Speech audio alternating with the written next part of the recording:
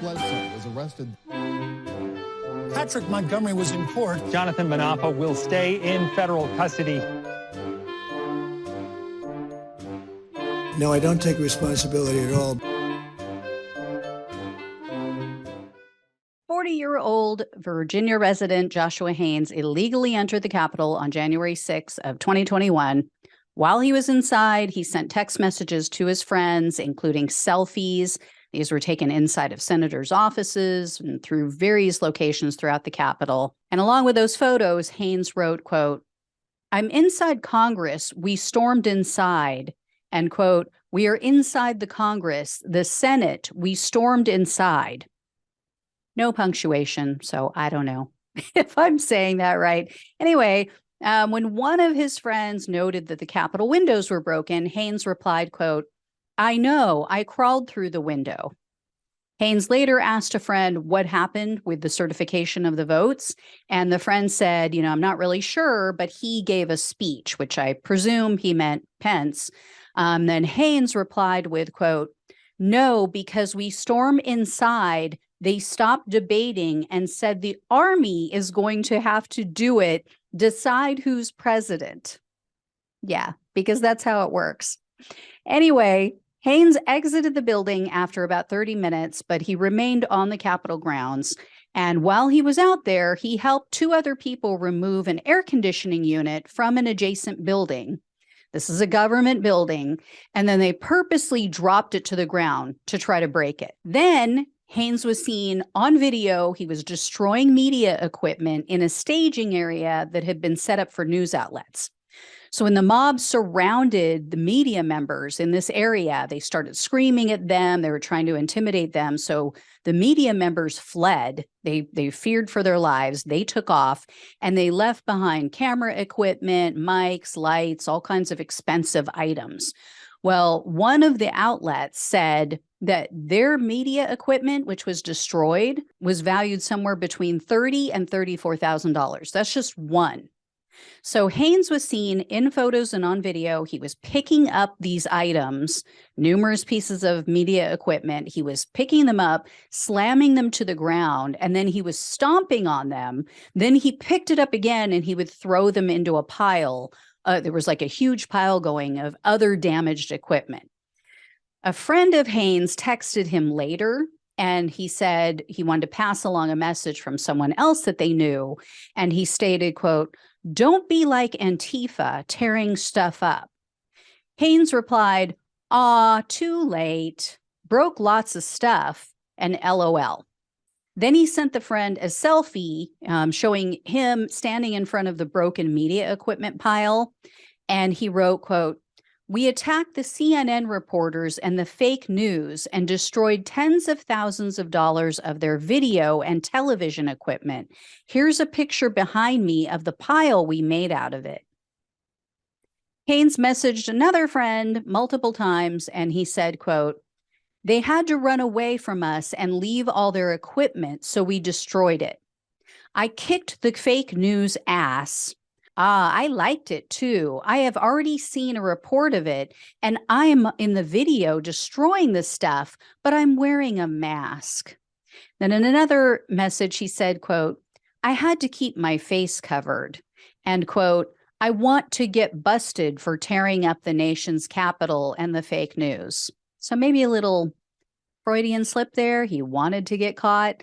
And then he later texted the friend, quote, "Well, back God, we fucking stood up today that she will go down in history for thousands of years. No one has ever stormed the Capitol like that." And then he said, quote, "I mean, we broke down the doors and windows and just went the fuck in." And quote, "Fight the cops, push them back, and went in there."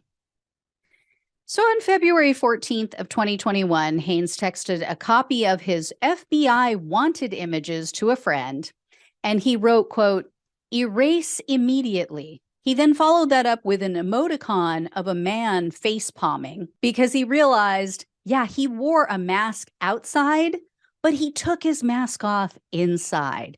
There are cameras inside these stable geniuses. So on June 14th of 2021, the FBI interviewed Haynes, and he told them that the people who assaulted the officers at the Capitol, he called them heroes. And when he was asked about the destruction of media equipment, Haynes said that he wasn't comfortable answering the FBI's questions. Then he consented to a search of his home and his device, but he told the agents up front, "You're not going to find anything." And sure enough, he had wiped everything off of his phone. All the evidence was gone, although he denied doing so, but they later found all the evidence. And he also got rid of the clothing that he wore to the Capitol, and he denied ever even owning clothing that looked like that. And when the agents asked if he had seen his wanted photos, the ones that he texted to his friend, he lied and he said no.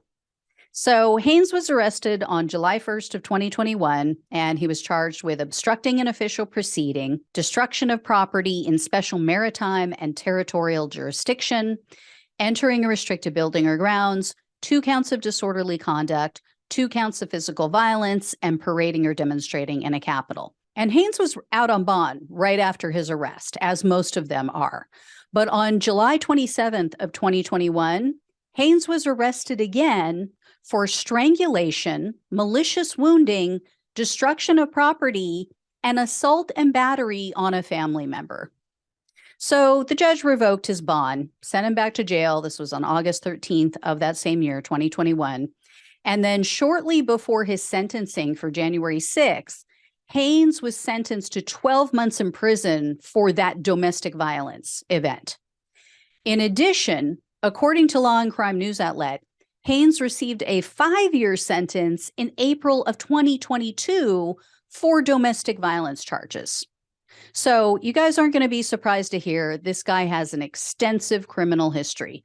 Within a period of 21 years, Haynes racked up 12 adult criminal convictions. So in October of 2022, Haynes pleaded guilty to obstructing an official proceeding and destruction of property in his January 6th case. And based on the obstruction charge, Haynes was looking at up to 20 years in prison, 3 years of probation, and $250,000 in fines.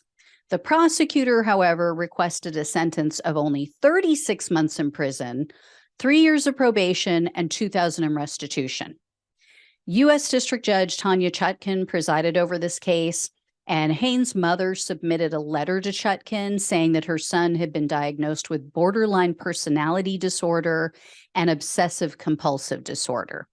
And she said, quote, "As a family, we believe that the isolation of COVID intertwined with his mental illness problems, the shuttering of local government, churches, and the startup of his business faltering caused a downward spiral." But when all was said and done, Judge Chutkan sentenced Haynes to 32 months in prison, 3 years of probation, and $2,000 in restitution. And here's the best part. The judge ordered that this 32-month sentence be served consecutive to his other sentences. So that means Haynes is going to be behind bars for a very long time. So finally, where he belongs. And, let's see if the other prisoners are going to put up with his violent outbursts as these courts and his family have. I don't think they're going to really care about his mental health conditions that he supposedly has. I mean, he could have those conditions. Doesn't mean you go and you destroy the Capitol. Doesn't mean you get a pass. So anyway, guys, if I hear any more, I will let you know. But yeah, another great guy supporting Trump. I mean, like I've always said, they're bringing drugs, they're bringing crime, and some, I assume, are good people. Anyway, please like, share, and subscribe. Please donate or become a monthly supporter if you can. I really appreciate it. Helps to keep the show going. Love you all. Take care, and I'll talk with you soon.